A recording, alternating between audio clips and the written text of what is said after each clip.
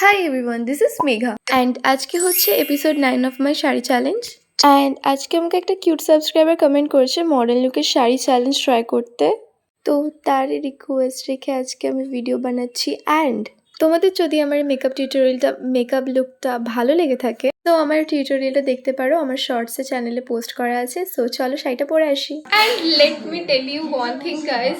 So actually guys আমি যে মেকআপটা করে আছি তাতে ভালো করে বোঝা যায়, তার জন্য ঘরে আমার ভিডিও ক্রিয়েট করার যে লাইটটা ওটাই অন করে রেখেছি। আমি রুমের লাইট অন করিনি। রুমের লাইটটা অন করলে আমার লিপস্টিক আর মেকআপটা একটু লাইট লাগতে পারে। সো তোমরা একটু ম্যানেজ করে নিও। আমি কিন্তু মেকআপ চেঞ্জ করিনি। Okay, let's begin. I know I am looking so much different. আজকে আমি পিঙ্ক কালারের শাড়িটা পরছি। এটা খুব সিম্পল আর আমার বেশ ভালো লাগে। শাড়িটা ভীষণ হালকা। অ্যান্ড অ্যাগেন ওই টপটাই পরছি কারণ আমার কাছে কোনো স্লিভলেস ব্লাউজ নেই। নেকলেসের জন্য আমি চেনটাকে রাখছি simple. So this is the only Kashmiri bangles I am going to wire in my right hand.